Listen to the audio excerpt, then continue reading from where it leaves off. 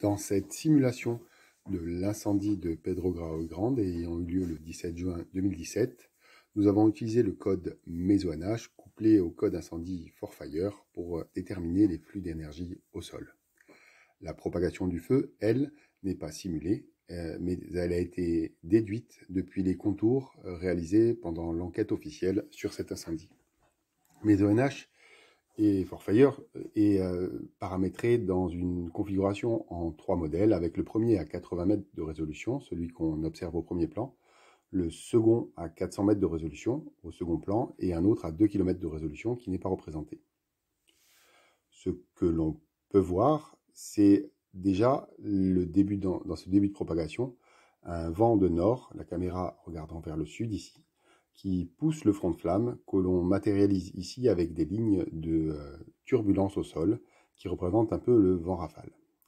En rose, nous avons la vapeur d'eau à l'intérieur du panache de fumée, qui pour l'instant jusqu'à 16h20 UTC et 17h20 local, reste encore contenue dans les basses couches de l'atmosphère. L'interaction est très forte avec les énormes systèmes orageux arrivant au loin, en particulier ici au sud, où l'on peut voir les nuages de glace en bleu clair et l'eau liquide en bleu un peu plus foncé, qui relâchent des rafales descendantes à plus de 40 km/h et matérialisées ici par les volumes en rouge. Arrivés au sol, ceci provoque des vents horizontaux qui se rejoignent, fabriquant ainsi un front de rafale qui peut ensuite toucher l'incendie. C'est ce qui arrive vers 18h UTC, 19h local, où un front de rafale arrivant depuis le côté gauche de la simulation accélère les vents fortement dans la direction du plus large front, ce qui génère une forte énergie et un comportement très turbulent proche du front de flamme, avec le développement d'un nuage pyroconvectif, puis le relargage sous forme de rafales descendantes en amont de ce front de flamme. Cette forte accélération est due certainement à cause de ce front de rafale, mais aussi à cause de ce phénomène de pyroconvection,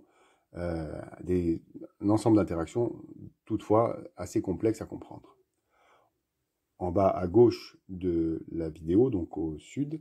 au nord, nous voyons le feu de Geuss qui lui aussi a eu peut-être une certaine interaction avec l'incendie de Pedro Grau.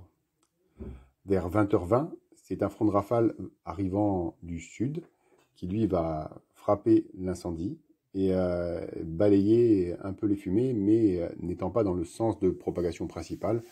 va quelque part un peu calmer la perturbation, au moins sur son flanc sud. La simulation a été réalisée dans le cadre du programme FireRace, mais aussi SIDIFO, paramétré par Flavio Couto de l'Université d'Evora